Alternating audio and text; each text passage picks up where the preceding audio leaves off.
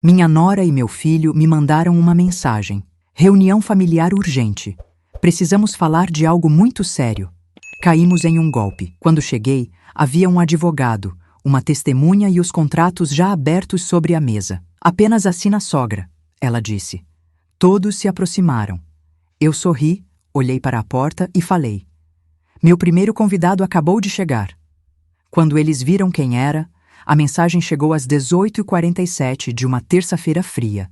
Eu estava sentada na cozinha descascando batatas para um ensopado que aprendi com minha mãe, quando ouvi o som do celular vibrar sobre a mesa. Peguei-o sem pensar muito, e foi aí que vi as palavras que acenderam um gelo dentro do meu peito. Reunião familiar urgente. Precisamos falar de algo muito sério. Hoje, 19h30, na nossa casa. É importante, não falte. Era do meu filho, André, mas eu sabia que aquelas palavras não eram dele. O tom era seco demais, direto demais. Sem um "oi, mãe", sem uma vírgula de afeto. Era a mão da minha nora, Patrícia. Patrícia sempre escreveu como quem dá ordens. Até os pontos finais dela pareciam empurrar a gente para frente, como se estivéssemos atrasados para cumprir um dever que jamais escolhemos. Olhei para o relógio da parede. Faltavam 40 minutos. Por um instante, pensei em ignorar. Meu instinto dizia para ignorar. Mas meu coração... o coração de mãe é burro, tolo, eternamente esperançoso. Peguei meu casaco antigo, aquele de lã grossa que guardo há 30 anos, e caminhei até o ponto de ônibus. O vento cortava minha pele, mas eu seguia firme, repetindo para mim mesma. Talvez seja algo sério mesmo. Talvez ele esteja precisando de mim. A esperança cega, a esperança que mata devagar. Quando desci do ônibus, vi a casa deles iluminada. Era uma casa grande, moderna, cheia de janelas de vidro. Ironia isso. Tanto vidro e tão pouca transparência entre nós. A porta estava entreaberta. Estranho, muito estranho. Mas entrei. Foi aí que senti meu estômago afundar. Em volta da mesa da sala estavam um advogado engravatado, uma mulher que eu nunca tinha visto na vida. Minha nora, Patrícia, e meu filho, André, sentado de cabeça baixa. Na mesa, 3 contratos abertos e um pendrive. Foi como entrar numa emboscada. Fiquei parada na porta, como quem testemunha a própria vida sendo negociada sem permissão. Patrícia abriu um sorriso. Não era um sorriso de boas-vindas. Era um sorriso de vitória antecipada. Que bom que a senhora veio, dona Helena, disse ela, cruzando as pernas devagar, exibindo uma confiança que me deu náusea. Sente-se. Vai ser rápido. Não me movi. O que está acontecendo? André não me olhou, nem uma vez sequer. O advogado pigarreou. Estamos aqui para formalizar a transferência da casa onde a senhora mora para o nome do seu filho. É só uma assinatura. Procedimento simples. Minha visão escureceu por um segundo. A casa onde eu morava, a casa que comprei com meu marido falecido, que pagamos em prestações suadas durante 28 anos, eu sabia, eu sentia. Aquilo não era uma reunião, era um golpe.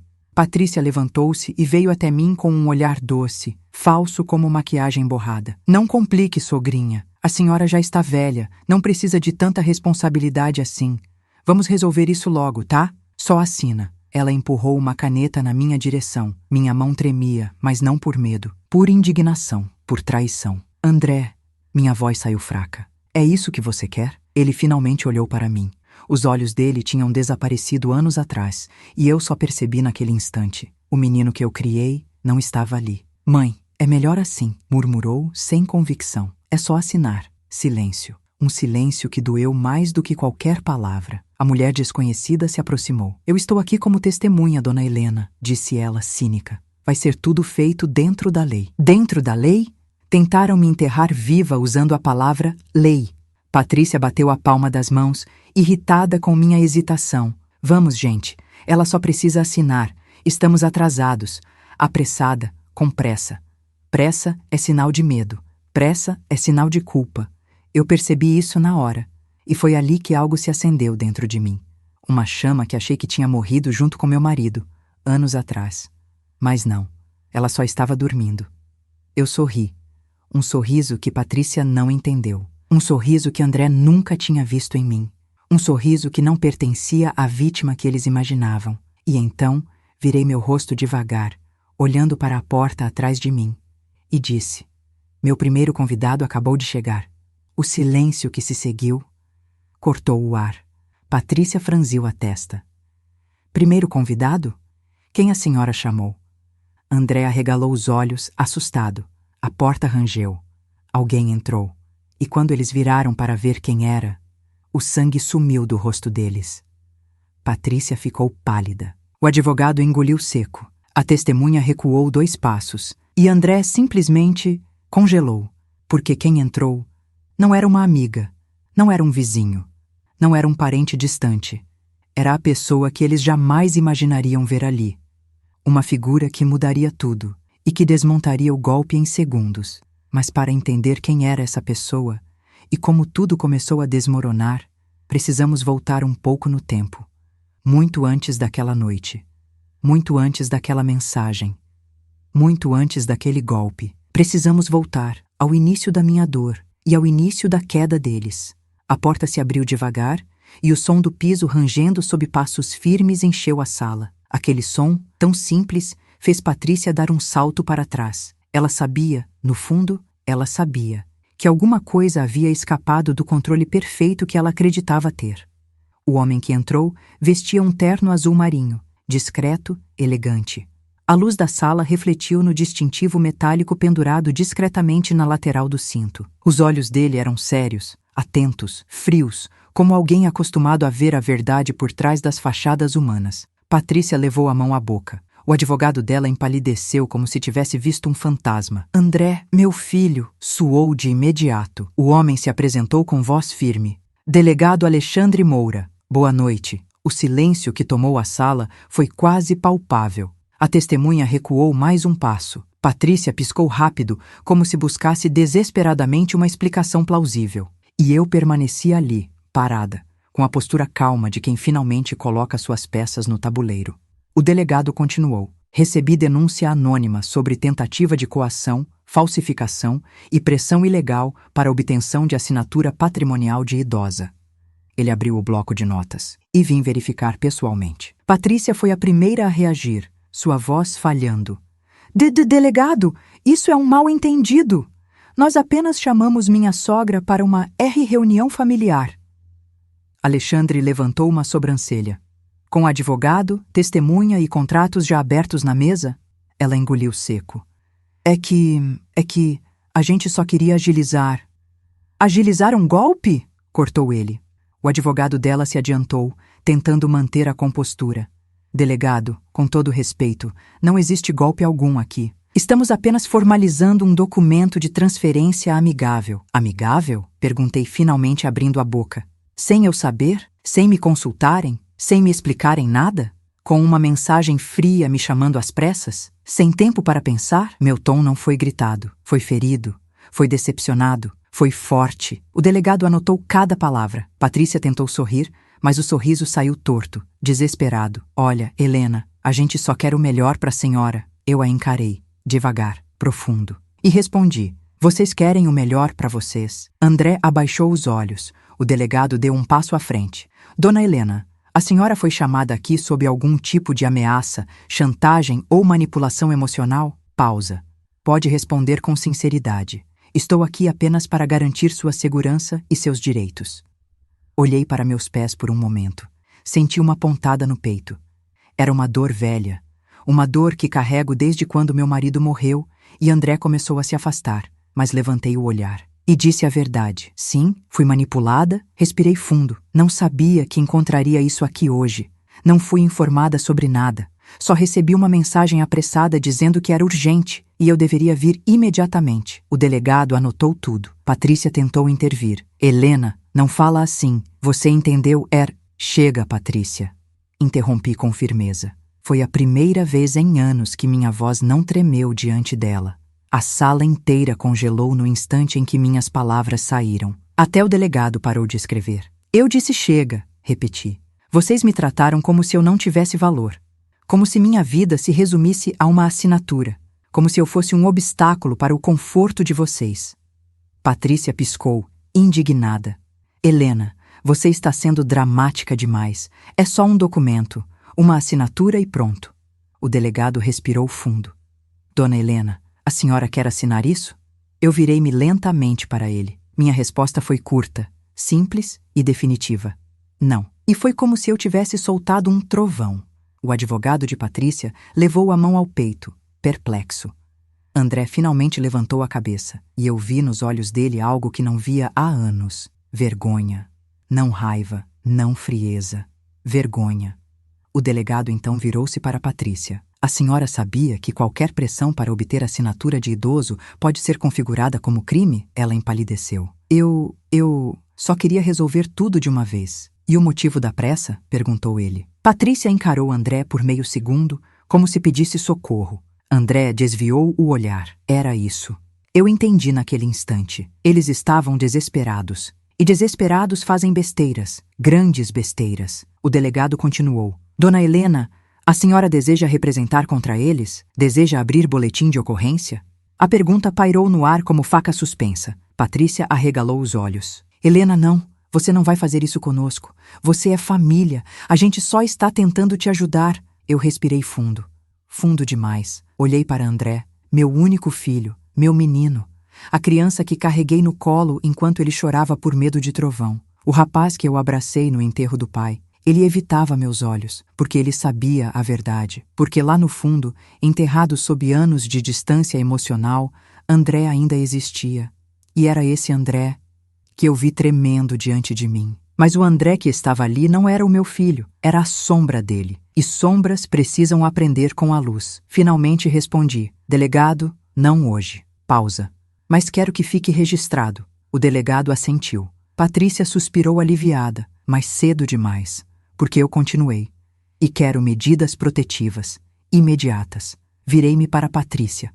Quero distância, quero paz, quero dignidade. Virei-me para André. E quero que você entenda que esse é o limite. Os olhos de André encheram. Ele abriu a boca para dizer algo, mas não conseguiu. O delegado fechou o bloco de notas. Tudo será registrado, Dona Helena. A senhora não está sozinha. Olhei para ele e sorri. Eu sei, porque finalmente não estava mesmo. Ele guardou o distintivo, recolheu os documentos espalhados, pediu cópia dos contratos e notificou todos que dali em diante qualquer pressão adicional seria considerada tentativa de fraude e coação. Enquanto ele se retirava, Patrícia esmurrou a mesa com raiva. Isso não vai ficar assim, gritou. Você acha que vai sair daqui como santa? Você acha que ganhou? Eu respirei profundamente e com a calma que só a maturidade oferece respondi. Eu não ganhei. Pausa. Vocês é que perderam a decência. Patrícia ficou sem voz, e naquela noite, pela primeira vez em muito tempo, vi meu filho olhar para mim não como alguém que ele podia usar, mas como alguém que ele finalmente temia decepcionar. Ali, naquele instante, começou a queda deles e o meu renascimento. Quando o delegado saiu daquela sala naquela noite, deixando para trás um rastro de silêncio e constrangimento, eu senti meu corpo inteiro tremer. Não de medo, mas de libertação. Porém, enquanto caminhava até o ponto de ônibus, sozinha, com o vento gelado batendo no meu rosto, percebi que a ferida não tinha nascido naquele dia. Ela tinha sido aberta anos antes, tão devagar que eu nem percebi quando começou a sangrar. E é aqui que a história realmente começa. Eu me lembro da primeira vez que vi Patrícia. Ela entrou na minha casa com um vestido azul e um sorriso que brilhava mais do que o necessário. Um sorriso que não tocava os olhos. Segurava André pelo braço, como quem segura um troféu recém-conquistado. Dona Helena, ela disse, me abraçando sem me tocar. Eu estava tão ansiosa para te conhecer. Eu, tola, acreditei. Eu tinha 65 anos na época. Ainda carregava a saudade recente do meu marido, Joaquim, que havia partido apenas 2 anos antes. E ver meu filho trazendo alguém parecia uma promessa de continuidade, de que eu ainda faria parte da vida dele, ingênua, carente, carinhosa demais. 3 defeitos fatais diante de pessoas como Patrícia. Os primeiros sinais foram sutis, tão sutis que qualquer outra pessoa teria percebido, menos eu. Lembro da primeira vez que ela entrou na minha cozinha e disse, passando a mão sobre o fogão: Nossa, Dona Helena, a senhora ainda faz comida gordurosa? André tá tentando cuidar da saúde, sabe? Eu ri, achando que era brincadeira. Mas ela não riu. André, atrás dela, apenas suspirou, como quem já estava cansado de explicar quanto mais repetir. Naquele dia, guardei a panela de ferro que Joaquim amava e comecei a cozinhar mais leve. No dia seguinte, Patrícia olhou para minha toalha bordada, aquela que fiz quando André nasceu, e disse: "Isso é tão antigo, né? Vamos comprar coisas novas quando André e eu formos morar juntos. A senhora não se importa, né?" Eu disse que não. E naquele instante, um pedacinho de mim desapareceu, pequeno, quase invisível, mas desapareceu. O tempo passou e Patrícia foi tomando espaço. Primeiro, começou a interferir nas minhas escolhas. Depois, a decidir por mim. Depois, a me repreender. E André, cada vez mais calado, cada vez mais cansado, cada vez mais distante, ia aceitando tudo. Ou melhor, ia permitindo tudo. Eu acreditava que era amor, que era adaptação, que era maturidade. Mas com o tempo entendi. Quando alguém ama, te inclui. Quando alguém controla, te isola. E Patrícia nunca quis ser minha família. Ela queria ser a única voz na vida do meu filho. A primeira grande ruptura aconteceu num almoço de domingo. Eu passei a manhã toda assando o frango que André sempre amou. Temperei como Joaquim me ensinou. Coloquei batatas, alho, cebola. Senti o cheiro invadindo a casa e quase chorei de saudade. Eles chegaram atrasados, como sempre. E Patrícia entrou falando alto no telefone. "Sim, mãe, eu sei. Mas sogra é assim mesmo, junta tralha, acha que sabe cozinhar. A gente aguenta, né?" Ela percebeu que eu ouvi. E não pediu desculpas, nem desligou. André ficou vermelho, mas não disse nada. A dor que senti naquele dia não veio das palavras. Veio da reação de André, ou da falta dela. Era como se eu estivesse desaparecendo aos poucos da vida dele, e ele simplesmente não lutava para me manter. Depois disso, tudo virou regra. Se eu comprasse algo para André, ela dizia que ele não precisava. Se eu ligasse para saber se estavam bem, ela atendia e dizia que estavam ocupados. Se eu pedisse para vê-lo, ela inventava compromissos. Eu comecei a me sentir estrangeira na vida do meu próprio filho.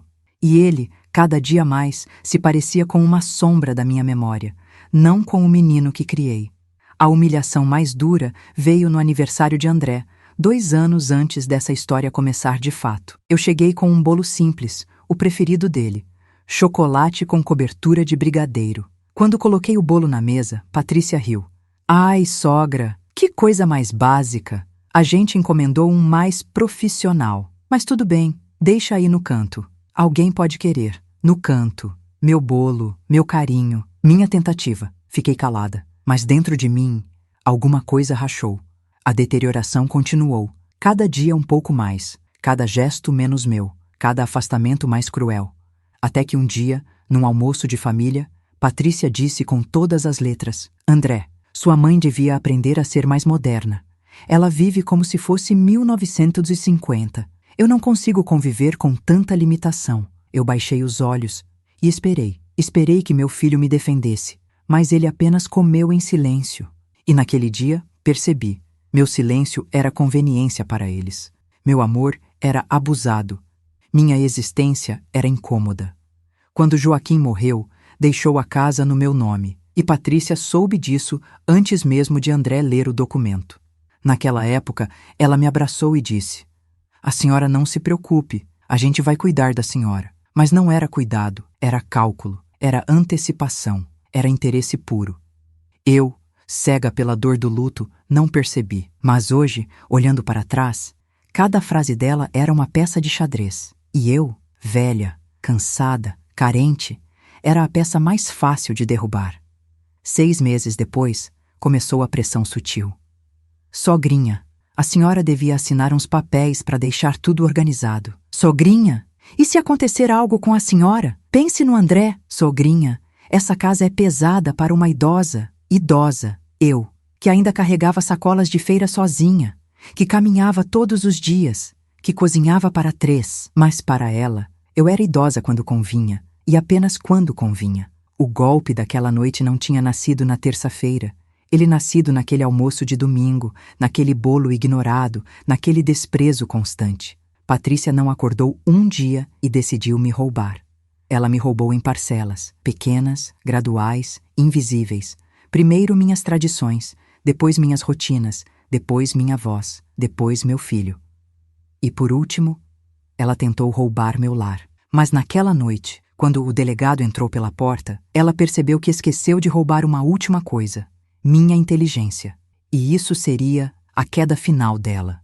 Por muito tempo, eu tentei me convencer de que nada estava acontecendo. Tentei acreditar que Patrícia só era uma mulher difícil, e não cruel, que André só estava distraído, e não cego. Mas a verdade era que minha família estava sendo reescrita diante dos meus olhos, e eu, sem perceber, estava sendo apagada da história. Aos poucos, meu espaço foi diminuindo. Primeiro, foi o quarto de André. Virou o escritório da Patrícia. Depois, a sala. Virou ambiente moderno, onde minhas fotografias eram consideradas visuais pesados. Um dia, cheguei na casa deles e notei que o porta-retratos com minha foto, tirada ao lado do meu marido, não estava mais lá. Ah, ela disse casualmente. Tirei porque destoava da decoração. Mas relaxa, guardei numa gaveta qualquer. Numa gaveta, meu casamento, minha história, meu amor. Numa gaveta. André, por sua vez, ficava cada dia mais calado. Quando eu perguntava se estava tudo bem, ele respondia: "Tá, mãe, tá tudo bem." Mas a voz dele denunciava. Ele parecia andar sempre com pressa, sempre cansado, sempre ausente de si mesmo. Às vezes, eu me perguntava se ele estava vivendo, ou apenas sobrevivendo ao lado daquela mulher. Mas eu nunca tive coragem de perguntar, porque tem perguntas que a gente teme ouvir a resposta. Com o tempo, minha presença começou a incomodar. Eu percebia nos olhos dela. Percebia no jeito como ela ajeitava o cabelo quando eu chegava. Como se minha existência bagunçasse algo dentro dela. Certa vez, fui visitá-los sem avisar, levando pão caseiro. Patrícia atendeu a porta com uma expressão que misturava surpresa e irritação. "Ah, oi, sogra. Não sabia que vinha hoje.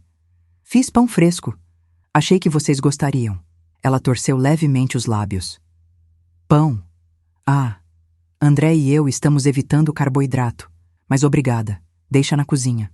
Eu entrei. A cozinha estava cheia de embalagens de comida congelada, refrigerantes, chocolates, mas o pão era o problema. Coloquei a forma sobre a mesa e me virei. A cozinha estava vazia. Ela sequer me acompanhou. Eu estava deixando pedaços de carinho numa casa que já tinha me expulso. Os aniversários passaram a ser frios. Eu presenteava André com camisas, livros, perfumes. Ele agradecia, mas colocava na sacola de presentes como quem guarda objetos sem valor. Eu voltava para casa caminhando devagar, me perguntando: será que ele gosta de mim ou só me tolera? É duro admitir isso. Dói em lugares que não têm nome. Mas a verdade precisa ser dita. Eu era tolerada, e nada mais. Um dia, Patrícia deixou escapar a frase que parecia um aviso. "Sogrinha, a senhora precisa pensar no futuro. Sabe como é, né? Quando a idade chega, tudo muda. Melhor já ir se organizando." Eu gelei. Organizando o quê? Ah, essas coisas de casa, bens, herança. Essas coisas chatas. André é seu único filho. Merece tudo certinho. Ela sorriu. Mas o sorriso dela era uma faca. André estava na sala, ouvindo, mas não interferiu. E foi ali, naquele instante, que senti minha alma tremer pela primeira vez. Porque eu entendi. Ela não queria uma família. Ela queria controle. Controle sobre André. Controle sobre a casa. Controle sobre a propriedade. Controle sobre mim.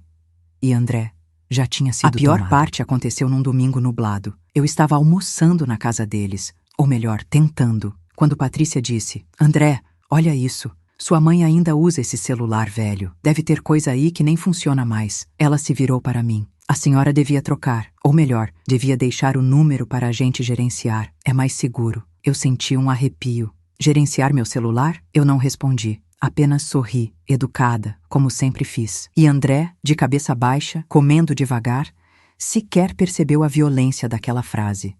Ou percebeu e fingiu não perceber. O que dói mais? Não sei. Mas tudo mudou de verdade num dia comum.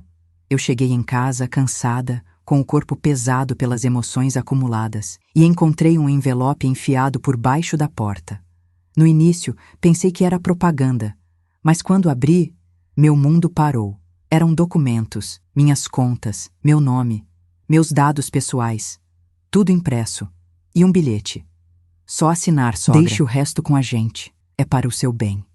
Eu tremi tanto que deixei o envelope cair no chão. Foi ali que percebi que o golpe não ia começar.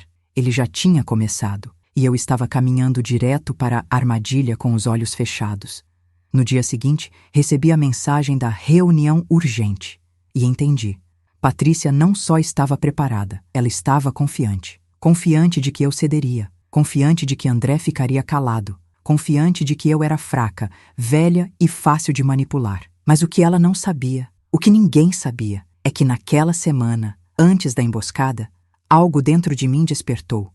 Um instinto que eu não sabia que ainda existia. Um senso de proteção profundo.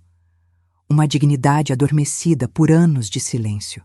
E foi esse instinto, essa força que renasceu, que me fez tomar uma decisão que mudaria tudo. Eu fiz uma ligação. Uma única ligação. Para alguém que Patrícia jamais imaginaria. Para alguém que sabia reconhecer abuso, pressão, para alguém que conhecia a lei melhor do que qualquer advogado dela. E foi por causa dessa ligação que naquela noite, quando eles se aproximaram para me forçar a assinar, eu pude olhar para a porta, sorrir e dizer: meu primeiro convidado acabou de chegar. Quem entrou não foi só o delegado, foi o símbolo do fim deles e do meu recomeço. Quando cheguei em casa naquela noite, depois da intervenção do delegado, dos olhares pálidos de Patrícia e da vergonha estampada no rosto do meu filho, fechei a porta com uma calma que não sentia há anos. Minhas mãos ainda tremiam, mas não de medo, de libertação. A imagem deles tentando me encurralar com contratos, mentiras e manipulação queimava dentro de mim como ferro quente. Mas a presença do delegado, aquela presença, derrubou não apenas o golpe. Ela derrubou a ilusão de que eu era fraca. Peguei meu casaco, retirei as chaves da bolsa e me sentei na cadeira perto da janela. A casa estava silenciosa. Silenciosa como um quarto depois de uma tempestade. E foi ali, olhando para o vazio da sala, que percebi. Eu não fui atacada apenas por Patrícia. Eu fui atacada por tudo que deixei passar. Por anos, ignorei microagressões. Por anos, silenciei insultos disfarçados. Por anos, aceitei desprezos para não perder meu filho. Eu me diminuí, me curvei, me calei. E por quê? Por medo de ficar sozinha. Mas a verdade dura, crua, brutal, é que eu já estava sozinha havia muito tempo, só faltava admitir. E naquela noite, eu admiti. Tomei banho devagar, enxuguei o rosto demorado e olhei para o espelho. No reflexo, não vi uma idosa frágil. Vi uma mulher sobrevivente, com marcas, sim, com rugas, claro, mas com uma força silenciosa que ninguém mais via, até agora. Foi aí que tomei a decisão que mudaria tudo. Não esperaria o próximo golpe. Eu agiria antes. Andei até a cozinha, preparei um café forte e sentei no balcão com meu caderno azul, aquele que comprei na papelaria da esquina semanas antes, quando senti que minha vida precisava de novas páginas. Abri o caderno na primeira folha limpa e escrevi: Plano de Proteção e Liberdade. Helena Duarte.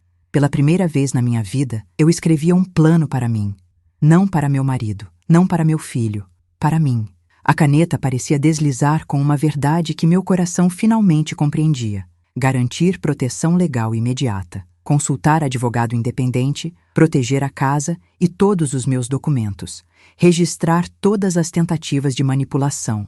Reunir testemunhas que conhecem meu caráter. Prever cada movimento de Patrícia. Nunca mais agir sozinha. Enquanto escrevia, senti algo novo. Algo que há décadas eu não sentia. Poder. Não o poder agressivo, mas o poder de alguém que finalmente sabe quem é e o que não aceitará jamais.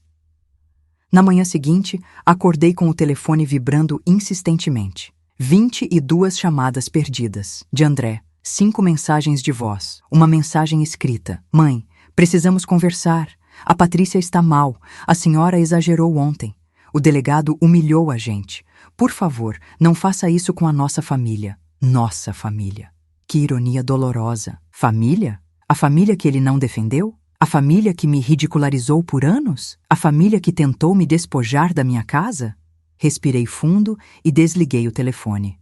Não responder era meu primeiro ato de liberdade.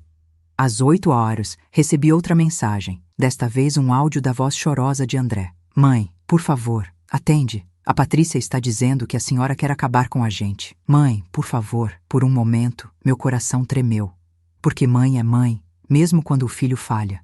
Mas então lembrei de todas as vezes em que esperei que ele me defendesse. E ele não disse nada. Lembrei de todas as vezes em que Patrícia me humilhou na minha frente. E ele desviou o olhar. Lembrei do bolo no canto da mesa. Do porta-retratos escondido. Da palavra idosa usada como arma. Lembrei dos contratos abertos sobre a mesa, e a coragem voltou ao meu peito. Fechei os olhos e repeti: basta, basta, basta.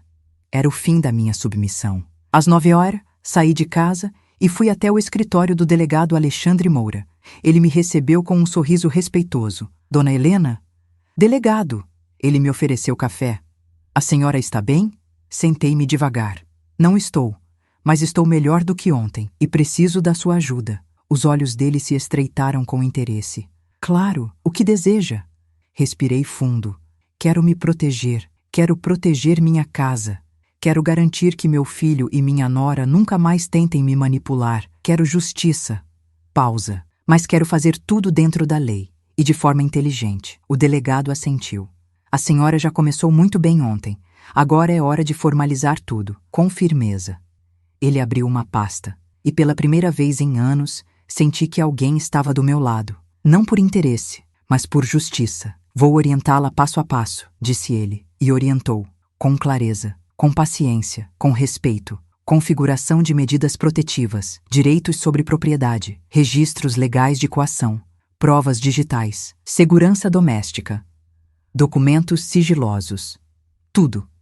Quando saí daquele escritório, eu não era mais Helena, a sogra ingênua que todos subestimavam. Eu era Helena Duarte, mulher protegida pela lei, consciente de seus direitos, dona da própria voz. Mas a parte mais surpreendente ainda estava por vir. No caminho de volta, parei numa padaria para tomar um café. Enquanto esperava o pedido, senti alguém parar ao meu lado. Era uma senhora que eu via de vez em quando pelo bairro. Cabelos brancos curtos, olhos atentos, postura firme. Ela me olhou por alguns segundos, como se me estudasse, e disse: "Você mudou." Eu pisquei. Mudei? Como assim? Ela sorriu com sutileza. Ontem, ouvi a confusão na casa do seu filho. Ouvi o delegado chegar. Ouvi sua voz. Pausa. Hoje, você está mais alta, mais ereta, mais viva. Meu peito se aqueceu. Aquela mulher me enxergou. E talvez, no fundo, eu só precisasse disso para continuar. Quando cheguei em casa, encontrei mais 2 mensagens de André. Mãe, a senhora vai acabar com a minha vida. Por favor, a gente só tentou ajudar. Ajuda? Aquilo não era ajuda. Era posse, era interesse, era dominação. Naquele instante, percebi uma verdade amarga. Meu filho não era mais vítima da Patrícia. Ele era cúmplice dela.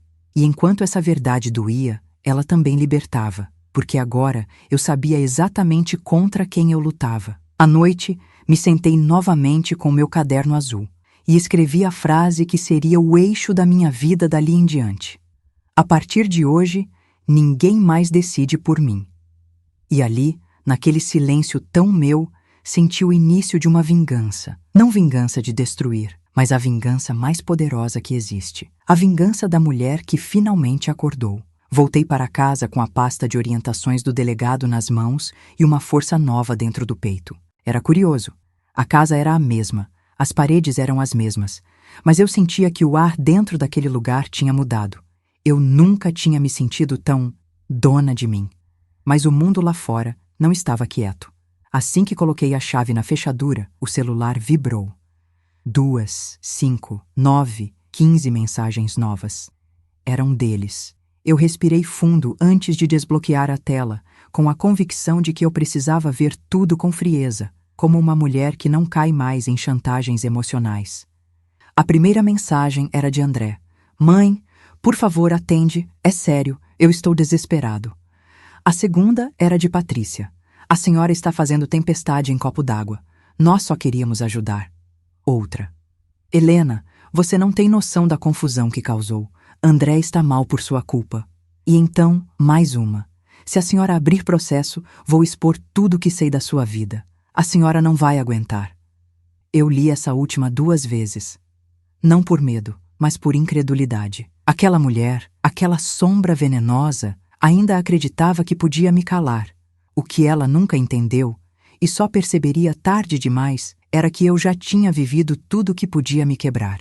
Quando a gente sobrevive a certas dores, nada mais destrói. Eu apaguei todas as mensagens. Salvaria mais tarde como prova, é claro, mas naquele momento não deixaria aquilo entrar no meu coração. 1 hora depois, a campainha tocou. Não era André, não era Patrícia. Era o advogado que o delegado recomendara. Doutor Renato Lacerda, um homem de meia-idade, olhar atento, voz firme e postura tranquila. Justamente o que eu precisava. Dona Helena? Perguntou ele, gentilmente. Sou eu. Entre, por favor.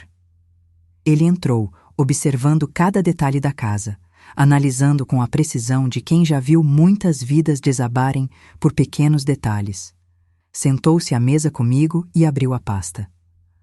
O delegado me contou o básico, disse ele. Mas quero ouvir da senhora, do seu jeito, sem pressa. Eu contei tudo.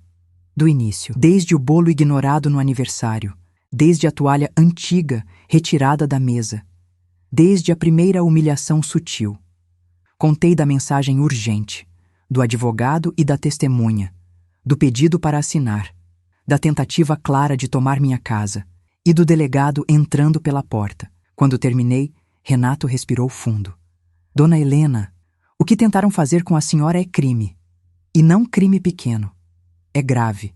Eu engoli a seco. Sabia, mas ouvir de alguém da lei é diferente. É como se, pela primeira vez, o mundo finalmente acreditasse em mim. E o que acontece agora? Perguntei. Ele abriu um sorriso calmo. Agora, nós é que vamos agir. E então, começou a explicar tudo. Como proteger legalmente meus bens, como impedir André e Patrícia de me pressionar, como usar as mensagens contra eles, como registrar cada contato abusivo, como blindar minha casa contra futuras tentativas, como pedir proteção psicológica e jurídica, como preparar um dossiê com provas documentadas. Eu anotava tudo no meu caderno azul. Cada linha escrita era um pedaço da minha liberdade sendo devolvida. Quando Renato se levantou para ir embora, olhou para mim com uma expressão séria. Eu preciso que a senhora esteja preparada, disse ele. Preparada para quê? Ele hesitou, e então disse. Patrícia não vai desistir tão fácil. Pessoas como ela, quando perdem o controle, atacam mais forte. Eu senti um arrepio, mas permaneci firme. E eu também não vou desistir, respondi. Ele sorriu. Não por educação, mas por respeito. É isso que vai te salvar. No dia seguinte, às 7 da manhã, o telefone tocou. Eu reconheci o número. Era André. Dessa vez, atendi. O silêncio do outro lado durou 5 segundos. Longos, sufocantes. E então ouvi a voz dele, embargada. Mãe, o que está acontecendo com a senhora? Eu fechei os olhos. Aquela voz não era de um homem tentando proteger a mãe. Era a voz de um filho tentando salvar sua própria segurança e a de sua esposa. André, respondi firme. O que está acontecendo é simples. Eu acordei. A senhora está sendo manipulada, ele explodiu. Esse delegado, esse advogado, essas pessoas, eles querem o seu dinheiro, mãe. Patrícia e eu só queremos ajudar. Ajudar? Repeti. Forçando contratos?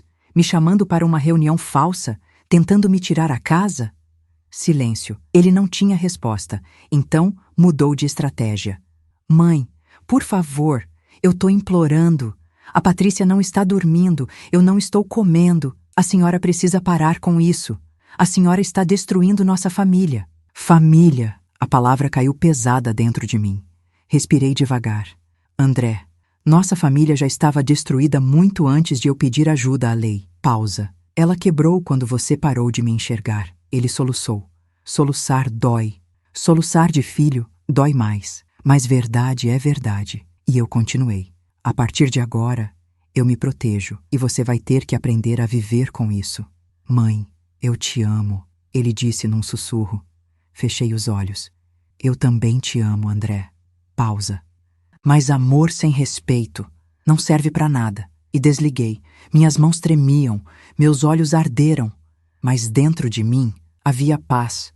uma paz silenciosa, firme e profunda. A paz de quem finalmente entendeu que amor não anula dignidade.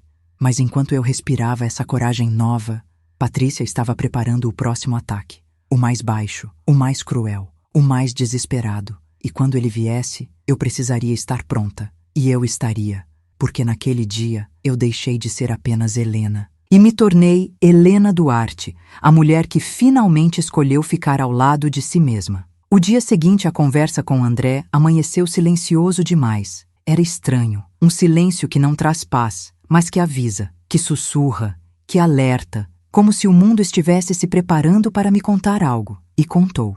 Às 9h pouco da manhã, o interfone tocou. Dona Helena, disse a voz do porteiro. Tem alguém aqui embaixo querendo falar com a senhora. Uma mulher. Eu sabia quem era, antes mesmo de perguntar. É a Patrícia?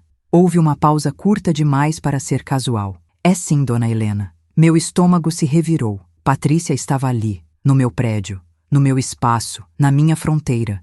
E não tinha vindo para pedir desculpas. Eu respirei fundo, muito fundo, apoiando as mãos na mesa para firmar as pernas.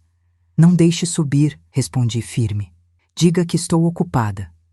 Mas a voz do porteiro voltou hesitante.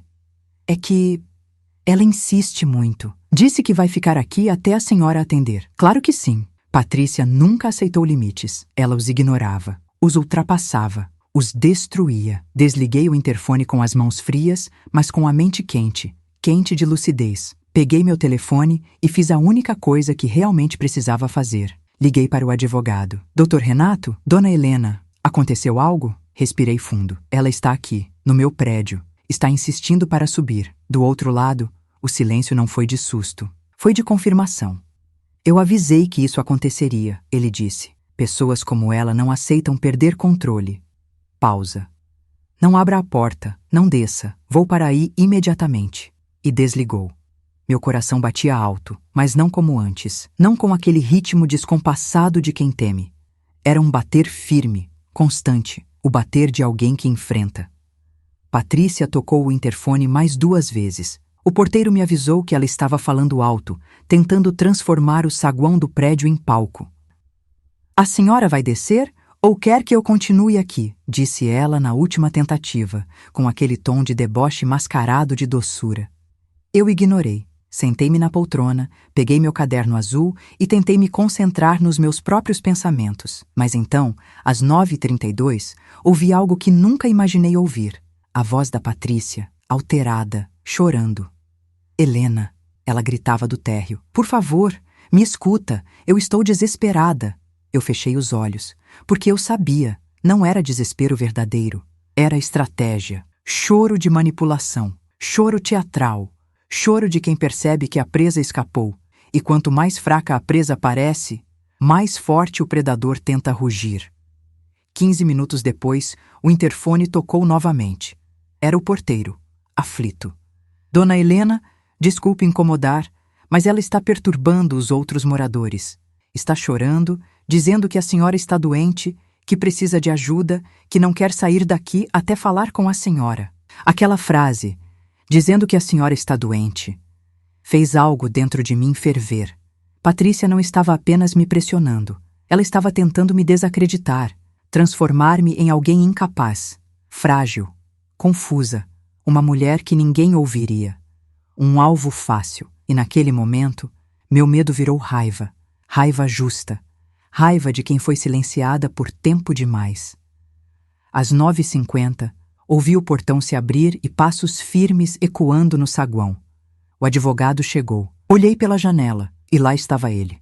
Doutor Renato caminhando até Patrícia, que estava sentada no banco da recepção, segurando o rosto, chorando como uma atriz em teste de elenco.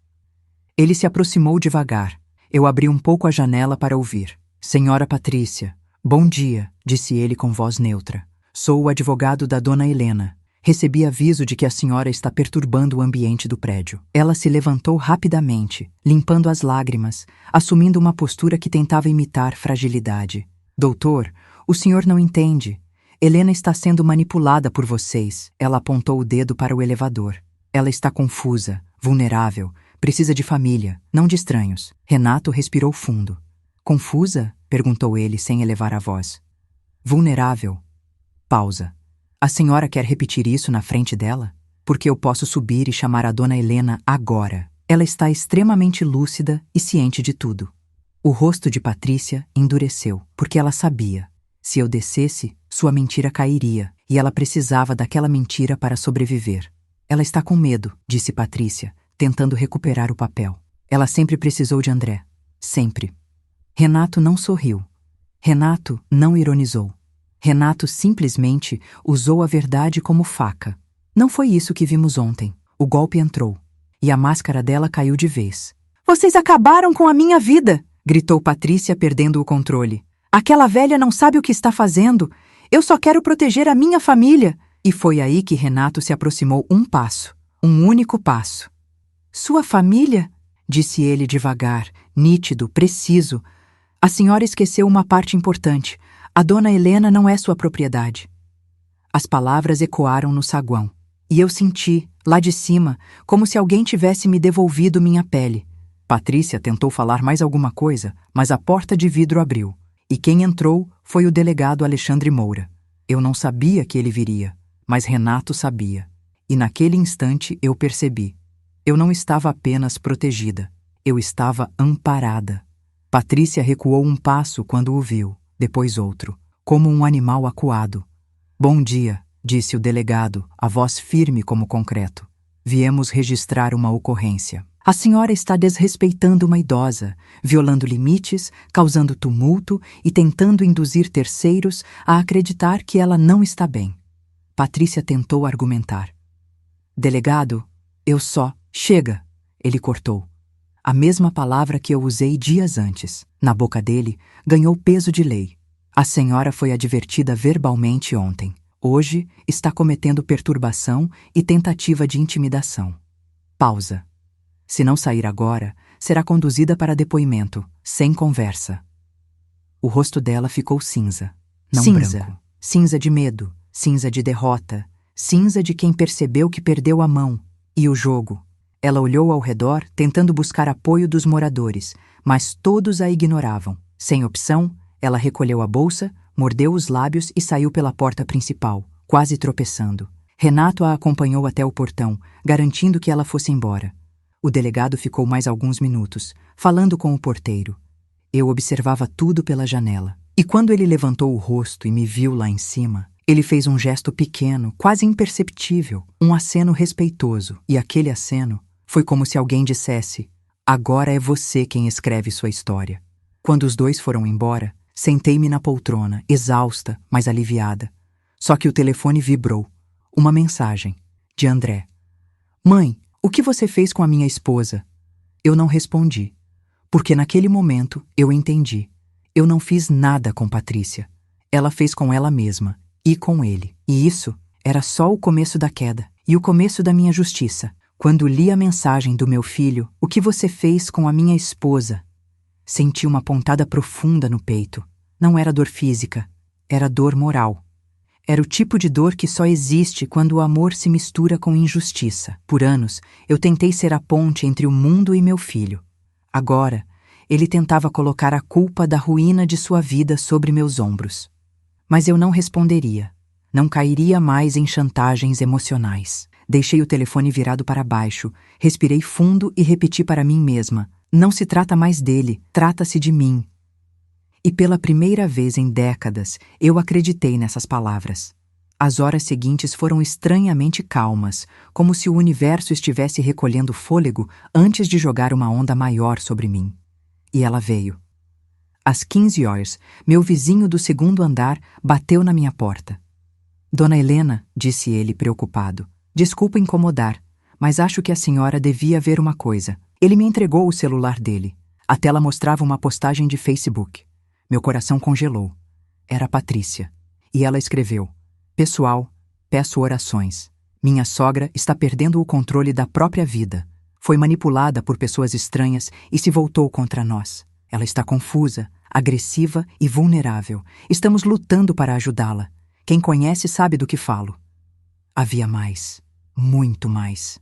Uma sequência de comentários de conhecidos, parentes distantes, amigos de André, todos expressando pena, acusando velhice, demência, ingratidão.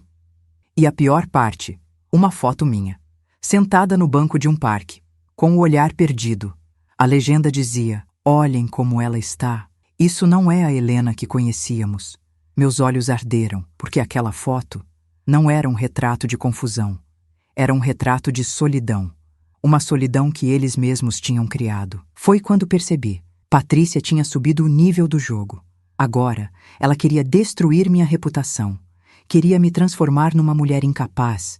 Queria preparar terreno para tentar me interditar. Era isso. Interdição. O golpe maior. A grande jogada. O ataque final. Ela não queria apenas minha casa. Ela queria meu nome, minha voz, minha vida. Eu respirei fundo, buscando dentro de mim algo que eu não sabia se ainda existia. Força. E ela veio. Não como explosão, mas como uma brasa quente que se recusa a apagar. Peguei o telefone e liguei para o Dr. Renato. Ele atendeu no primeiro toque. Dona Helena, boa tarde. Aconteceu algo? Minha voz saiu firme, apesar do tremor por dentro. Ela está tentando me destruir publicamente. Ele suspirou. Um suspiro que não era de surpresa, era de confirmação. Me envie as capturas de tela. Agora. Enviei tudo. Em segundos ele respondeu. Ela cometeu um erro grave. Isso já se enquadra em difamação, calúnia e abuso moral contra a idosa. Pausa. Isso vai acelerar o processo. Do jeito dela para baixo. Ele pediu que eu esperasse em casa. Fique tranquila, disse ele com voz firme. Hoje ainda tomaremos providências. Às 17, recebi ligação do delegado Alexandre Moura. Dona Helena, estou indo à casa do seu filho neste momento. Eu quase deixei o telefone cair. Indo? Agora? Sim, Patrícia ultrapassou o limite. Houve denúncia pública ofensiva e tentativa de criar narrativa de incapacidade. Isso é sério, gravíssimo. E agora posso agir com mais força. Meu coração disparou. O que vai acontecer? O que a lei permite? Respondeu ele, seco. Advertência formal, registro compulsório, retirada da postagem e possibilidade de instauração de ação criminal. Pausa. E talvez mais. Talvez mais. Essa frase ecoou dentro de mim como aviso e promessa. Sentei-me na poltrona, esperando, com as mãos frias e o peito aquecido pela certeza de que eu não estava mais sozinha. Às 18h25, meu telefone tocou. Era um áudio de voz do delegado. Meu coração bateu mais rápido. Apertei o botão. A voz dele estava séria. Dona Helena, estou finalizando o procedimento. Patrícia chorou, gritou, tentou negar tudo, tentou se fazer de vítima, mas tivemos que aplicar medida corretiva. Pausa. Ela foi obrigada a remover a postagem na nossa presença. Eu fechei os olhos e deixei o ar sair devagar. Ele continuou. E mais, ficou determinado que ela está proibida de fazer novas publicações sobre a senhora. Qualquer violação resultará em multa e abertura de processo criminal imediato. Silêncio. Meu coração, pela primeira vez em dias, desacelerou, mas o áudio não tinha acabado. E então veio a parte mais inesperada. Ah, e André? Pausa longa. André desabou. Literalmente. Chorou na minha frente. Disse que não sabia que Patrícia tinha ido tão longe. Disse que não imaginava a postagem. Disse que não queria prejudicá-la. Meu peito apertou, porque eu conhecia aquele choro. Era o choro de um homem dividido entre a esposa e a própria consciência. Ele pediu desculpas, continuou o delegado, e pediu para falar com a senhora. Mas eu disse que só será possível quando for conveniente para a senhora. Eu senti os olhos marejarem, não de tristeza, mas de reconhecimento. Meu filho, pela primeira vez, sentiu o peso do que estava fazendo. O delegado encerrou o áudio com uma frase simples. A senhora não está mais no escuro, dona Helena. Agora, eles é que estão. E eu desabei. Desabei num choro silencioso, profundo, cheio de tudo que eu engoli por anos. Um choro de alívio, de luto, de libertação, de renascimento. Naquela noite, quando me deitei, senti uma coisa que há muito tempo eu não sentia, segurança. Mas também senti outra coisa. A guerra ainda não tinha acabado. Patrícia ainda tinha armas, ainda tinha manipulação, ainda tinha André, parcialmente. Mas agora, eu tinha a lei, eu tinha aliados, eu tinha força e, finalmente, eu tinha a mim. A queda dela havia começado. e não pararia mais. Acordei no dia seguinte com um peso diferente no peito. Não era tristeza, não era medo, era pressentimento. Aquele tipo de sensação que mulheres maduras aprendem a respeitar, porque raramente está errada. O sol mal tinha tocado a janela quando o telefone tocou.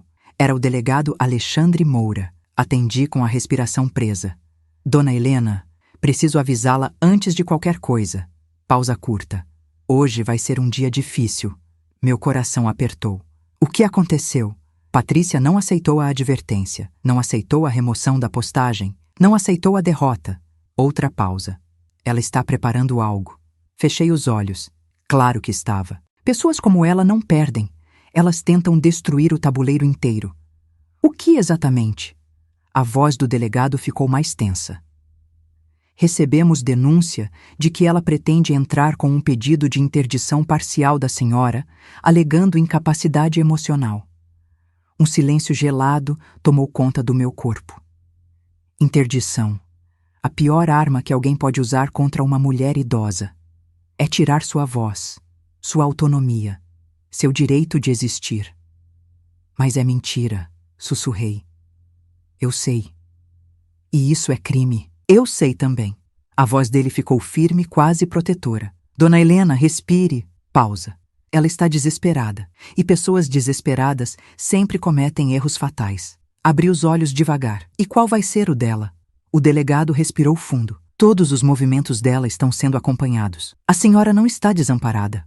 Pausa. E Patrícia está cavando a própria ruína. Quando desliguei o telefone, minhas mãos estavam frias. Fiz café para tentar me acalmar, mas mal consegui beber. Sentei-me na mesa com meu caderno azul e escrevi. Ela quer me interditar.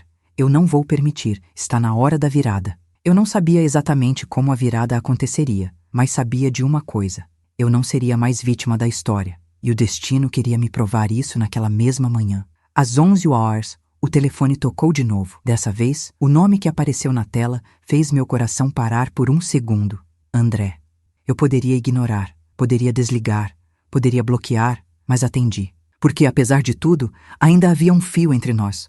Um fio desgastado, machucado, mas existia. Mãe, a voz dele tremia. Eu preciso falar com você. Fale, André. Silêncio. Um silêncio carregado de culpa, peso e medo. A Patrícia está dizendo coisas. Ele respirou fundo, como quem tenta segurar lágrimas. Ela disse que a senhora está desequilibrada. Disse que quer te proteger. Disse que você não está bem da cabeça. Meu peito queimou. E você acredita nisso? Perguntei sem elevar o tom. Outro silêncio, mais longo, mais doloroso. Eu não sei o que acreditar, ele finalmente disse, com voz de menino perdido. Você parece diferente, mãe. Você está mais firme, mais decidida, mais dura comigo. Eu nunca vi você assim. Fechei os olhos. Ele não entendia. Não porque não podia, mas porque nunca precisou. Eu sempre fiz tudo por ele. Sempre amaciei o mundo antes de entregar. Sempre escondi minhas dores para não pesar os ombros dele. E agora, quando eu finalmente me colocava em primeiro lugar, ele confundia dignidade com desequilíbrio. André, falei com calma. Eu não estou diferente. Eu acordei. Silêncio. Ele fungou. A Patrícia disse que vai lutar pela gente, que vai mostrar que você está sendo influenciada, que se for preciso, vai pedir ajuda da justiça. Meu estômago gelou. Ela já estava armando a interdição. André, falei firme. Ela não está lutando por vocês. Pausa. Ela está lutando pelo controle. A respiração dele ficou pesada. Mãe, eu estou com medo. Aquilo me doeu, porque apesar de tudo, ele era meu filho e estava preso numa teia que ele mesmo ajudou a tecer, mas que agora estava sufocando. André, minha voz ficou suave. Filhos nunca deveriam temer as próprias mães. Pausa. Mas deveriam temer perder a própria consciência. Ele chorou. Chorou grandes lágrimas de homem quebrado. E antes de desligar, disse: A Patrícia saiu de casa agora. Ela disse que ia resolver tudo de uma vez. Mãe, por favor, se cuida. Algo dentro de mim travou. Patrícia tinha saído. Para onde? Para quê? O pressentimento voltou mais forte, como um trovão silencioso. Algo estava prestes a acontecer. Algo grande. Algo decisivo. Às 12h15, recebi uma mensagem do advogado. Não saia de casa, estão tentando algo, já estou indo. O medo subiu pela minha coluna. Sentei-me no sofá, apertando as mãos, olhando para a porta como se ela fosse explodir a qualquer momento. E então, às 12h28, a campainha tocou. 1, 2, 3 vezes. Não era o toque de alguém comum. Era o toque de quem está com pressa, de quem está desesperado, de quem está pronto para atacar. Eu caminhei até a porta devagar, sentindo cada músculo do meu corpo tremer, mas não de fragilidade, de alerta, de sobrevivência. Encostei o olho no visor, e o que vi fez meu coração bater tão forte que eu recuei um passo. Não era Patrícia, não era André, não era o delegado, não era o advogado. Era uma mulher que eu nunca tinha visto, com uma pasta nas mãos e expressão séria. E então ela gritou: Dona Helena, estou aqui em nome da Patrícia e do André. É sobre sua capacidade mental. Precisamos conversar agora. Meus joelhos fraquejaram. Eu sabia o que era aquilo. Era o golpe final. A tentativa desesperada de interdição. Mas o que ela não sabia, o que ninguém sabia, é que naquele exato momento, atrás dela, descia do elevador um homem que mudaria tudo. E quando ele abriu a boca, o rosto da mulher ficou pálido como papel, porque aquele homem não estava ali por acaso. Ele estava ali por mim. A mulher desconhecida, com a pasta apertada contra o peito, continuava batendo na minha porta como quem tenta arrombar a alma de alguém. Dona Helena, abra! Isso é sério! É sobre sua capacidade mental! Aquela frase dita assim em voz alta, no corredor de um prédio cheio de vizinhos, foi a agressão mais cruel que Patrícia já arquitetou. Minha respiração ficou presa na garganta. Eu estava a um passo de desmaiar, não por fraqueza, mas pela violência silenciosa daquele ataque. E então, o elevador ao lado dela se abriu. Um som suave, um clique metálico, um sopro de destino.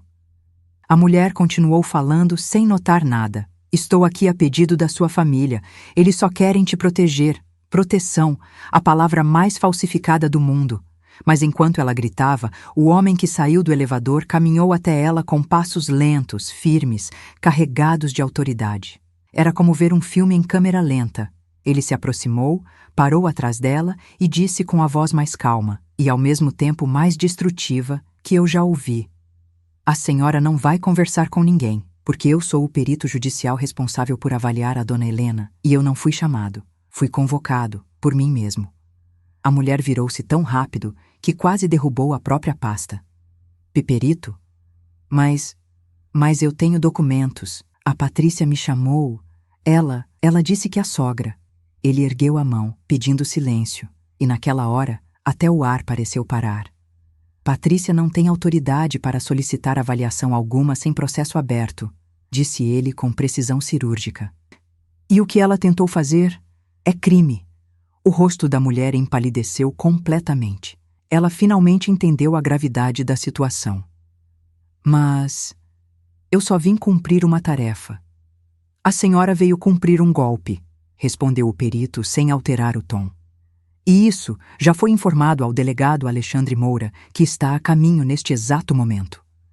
Eu senti minhas pernas amolecerem, não de medo, de alívio, porque naquele instante vi que tudo aquilo tinha um propósito maior do que eu imaginava. O perito virou-se para mim através do olho mágico da porta. Dona Helena, a senhora está aí? E estou... Respondi com a voz embargada. Não abra por enquanto. Sua segurança é prioridade. Eu encostei a testa na porta e fechei os olhos. Respirei o ar mais profundo da minha vida. A mulher, desesperada, tentou argumentar. Mas eu tenho aqui a solicitação assinada.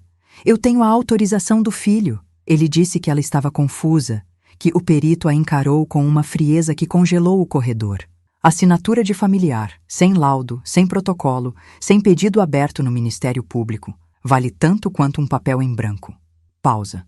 A senhora está participando de uma tentativa de fraude contra uma idosa lúcida. A palavra lúcida caiu como um martelo no chão. Eu senti meu coração inflar dentro do peito. Ela tentou de novo. Mas eles disseram que ela não lembra das coisas, que ela anda confusa, que ela precisa ser protegida deles mesmos. Aquilo doeu, mas não como antes. Não como um ataque, Doía como constatação. Meu próprio filho estava tão perdido que começou a usar as armas da esposa contra mim. O perito respirou fundo. Vou repetir pela última vez. Saia deste prédio. Pausa. Ou a senhora responderá criminalmente. A mulher começou a tremer. Guardou os papéis rapidamente, derrubando metade deles no chão, e fugiu pelo corredor. E justo quando ela virou a esquina, o elevador abriu novamente, e de dentro saiu o delegado Alexandre Moura. Ele caminhou até a minha porta, olhou o perito e depois olhou para onde a mulher tinha fugido. Foi ela? Perguntou o delegado. Foi, respondeu o perito. Tentativa de interdição fraudulenta. Pausa. Patrícia passou dos limites. O delegado assentiu. Preparei tudo. Vamos registrar como tentativa de coação, difamação agravada e manipulação para obtenção de incapacidade. Pausa. Hoje, ela cai. Meu coração bateu forte, mas pela primeira vez bateu com força de quem sabe que merece justiça. O perito olhou para o delegado. E o filho? Está vindo, respondeu o delegado. Mandou mensagem dizendo que precisava falar com a mãe. Pausa. E pelo tom, acho que a verdade finalmente chegou até ele. Meus olhos se encheram de lágrimas. Não porque eu queria ver André sofrer, mas porque, finalmente, ele veria quem Patrícia realmente era. E ver a verdade, às vezes, dói mais do que qualquer golpe físico. Minutos depois, ouvi passos correndo pelo corredor. Passos tensos, nervosos, desesperados. André apareceu diante da porta, e pelo olho mágico, vi algo que nunca imaginei ver na vida. Meu filho chorando como uma criança, com o rosto vermelho, os olhos inchados, a respiração quebrada. Mãe, mãe, abre a porta, por favor, pelo amor de Deus. Eu olhei para o delegado. Ele fez um gesto afirmativo. Respirei fundo e abri. Quando a porta se abriu, André desabou nos meus braços. Literalmente, ele caiu de joelhos no chão, segurando minha saia, a cabeça encostada no meu quadril, chorando com soluços que vinham de um lugar que eu não conhecia mais. Mãe, me perdoa. Me perdoa. Pausa. Eu não sabia. Eu juro que não sabia que ela ia tão longe. André, levante, pedi, tocando seus cabelos. Ele chorava tanto que quase não conseguia respirar. Ela me enganou, mãe. Ela disse que era para te ajudar, que você estava estranha, que estava vulnerável, que estava velha demais para cuidar de tudo. Minhas lágrimas caíram sobre sua cabeça, porque eu sabia que, embora culpado, ele também era vítima da mulher que escolheu amar. Ela disse que você não lembrava das coisas, que estava confundindo datas, nomes. Pausa. Ela usou as coisas que você me contou sobre sua tristeza depois da morte do pai. Pausa longa. Ela usou tudo contra você, mãe. Minha respiração tremeu, mas eu permaneci firme. A maturidade é isso, chorar por dentro e se manter de pé por fora. André, disse eu com doçura e firmeza ao mesmo tempo. Agora você sabe quem ela é. Ele ergueu o rosto, os olhos vermelhos e inchados. E você é minha mãe. Pausa. A única pessoa que nunca deveria ter sofrido por minha causa. Eu acariciei seu rosto. O importante é que agora você viu. Ele engoliu seco. O silêncio tomou conta do ar. Até o delegado e o perito ficaram imóveis e André concluiu. Ela passou de todos os limites. Ela quase destruiu a senhora. Pausa. E quase destruiu a mim. Meu coração se dividiu em 1000 pedaços. Metade de dor, metade de alívio. Porque a verdade sempre chega. E às vezes chega tarde. Mas chega quando deve chegar. O delegado colocou a mão no ombro dele. André, você vai ter de prestar depoimento. Pausa. Mas sua verdade pode salvar sua mãe. André assentiu, limpando o rosto. E então se virou para mim, com um olhar que eu não via desde que ele era pequeno. Mãe, agora é minha vez de te proteger. Meus olhos transbordaram, porque naquele instante eu tive meu filho de volta. Não o homem perdido, não o marido manipulado, não o adulto superficial, mas o menino bom que, um dia, eu criei com tanto amor. E Patrícia, aquela noite seria o começo do fim dela. Não porque eu queria vingança, mas porque a verdade sempre derruba falsidades. E ela tinha construído a vida inteira em cima de mentira. Era questão de tempo. E o tempo, finalmente, estava do meu lado. O depoimento de André aconteceu na manhã seguinte. Ele tremia, eu tremia. Até o delegado parecia respirar com mais força que o normal, porque sabia que aquele momento definia tudo. Mas quando André começou a falar, o silêncio da sala se transformou em testemunha. Ele contou tudo. Não só a tentativa de me fazer assinar os contratos, não só o teatrinho da reunião urgente, não só as mensagens manipuladoras, mas o que ninguém sabia. Patrícia estava planejando minha interdição há meses. Ela guardava fotos minhas para usar como prova. Ela anotava comentários soltos. Ela colecionava frases recortadas para me pintar como incapaz. Ela manipulava conversas com terceiros para criar uma falsa narrativa sobre minha saúde mental. E André, chorando diante do delegado, confessou: Eu nunca tive coragem de impedir. Eu sabia que era errado, mas ela sempre me convenceu de que a senhora precisava de ajuda, de que a senhora estava ficando confusa, de que era para o seu bem. O delegado escreveu tudo, cada palavra. Ao final, ele olhou para André com seriedade paternal. Filho, amar não é obedecer, amar é proteger. Pausa curta. E você não protegeu sua mãe. André chorou. Chorou em silêncio. Eu senti o coração apertar, mas não como antes. Dessa vez, era um aperto de cura. Porque a verdade, quando dita por quem nos feriu, liberta, mesmo que doa. Naquela mesma tarde, a polícia bateu à porta de Patrícia. Ela estava com as malas prontas. Talvez para fugir, talvez para recomeçar o plano em outra cidade. Mas não teve chance. A advertência virou denúncia formal. A denúncia virou processo. E o processo virou o início da queda dela. As acusações: coação, difamação agravada, tentativa de interdição fraudulenta, manipulação emocional de idosa, tentativa de fraude patrimonial. Ela tentou gritar, tentou mentir, tentou culpar André, tentou culpar a mãe, tentou culpar a mim. Mas quando não restam inimigos externos, só sobra o espelho, e o espelho dela nunca foi generoso. Os dias que se seguiram foram estranhamente tranquilos. André foi morar temporariamente na casa da irmã. Me ligava todos os dias, às vezes só para perguntar se eu tinha comido, às vezes só para ouvir minha voz. Ele pedia perdão sem cessar.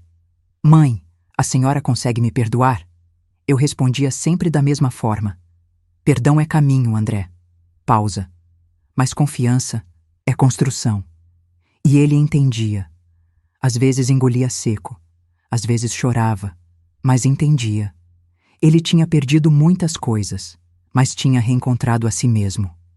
E isso não tem preço. Patrícia, por outro lado, perdeu tudo. A investigação revelou golpes anteriores, revelou manipulações passadas, revelou que ela tentou isolar não só a mim, mas outras pessoas da família. Ela tinha histórico, e agora tinha testemunhas. O processo correu veloz, e no fim, ela recebeu multa, restrição de aproximação, obrigação de tratamento psicológico e o fim definitivo de seu casamento. Quando recebeu a sentença, ela quebrou, e seu último gesto não foi pedido de desculpas, foi silêncio. O silêncio de quem percebe que nunca controlou nada, só destruiu. E eu renasci. Não naquele dia da sentença, não durante o depoimento, não quando a polícia chegou. Eu renasci no dia em que percebi que não precisava mais mendigar amor, que dignidade não é luxo, que silêncio demais adoece, que maturidade não é aceitar tudo, é recusar o que nos destrói, que ser mãe não significa permitir abusos de ninguém, inclusive do próprio filho. Meses depois, o delegado Alexandre e o advogado Renato vieram me visitar. Tomamos café juntos na minha varanda. A senhora foi corajosa, disse o delegado, mexendo o açúcar devagar. Muitas mulheres não conseguem denunciar a própria família. Não é falta de coragem, respondi. É excesso de amor. Ele assentiu. Renato sorriu. E agora, dona Helena, o que vai fazer? Olhei para o jardim silencioso, para o sol batendo nas folhas, para o vento brincando com a cortina. Agora, vou viver. Pausa. Por mim, André e eu estamos reconstruindo nossa relação, sem pressa, sem pressão, sem perfeição. Ele me visita, toma café comigo, faz perguntas que nunca fez, me ouve como nunca ouviu. Outro dia, ele disse: Mãe, eu não quero ser a mesma pessoa que fui. Eu coloquei a mão sobre a dele. Então não seja. Simples assim. E antes de encerrar, deixo a lição que a vida me ensinou. Tarde demais para evitar a dor, mas cedo o bastante para impedir que ela me destrua. Nunca silencie sua própria voz para caber no amor de alguém. Quem te ama de verdade te expande. Quem quer te controlar te encolhe. Eu passei anos encolhida. Hoje, ocupo meu lugar, inteira, firme, digna e em paz. Se você ficou comigo até aqui, do fundo do meu coração, muito obrigada. Obrigada por ouvir minha história. Obrigada por sentir junto comigo. Obrigada por caminhar até o fim. Se quiser apoiar nosso trabalho e nos ajudar a continuar contando histórias fortes, emocionantes e transformadoras como esta, se inscreva no canal. Sua inscrição faz toda a diferença para que mais pessoas recebam essas narrativas de coragem, maturidade e renascimento. Com carinho, Helena Duarte, 72 anos, e todas as mulheres que renascem quando o mundo tenta apagá-las.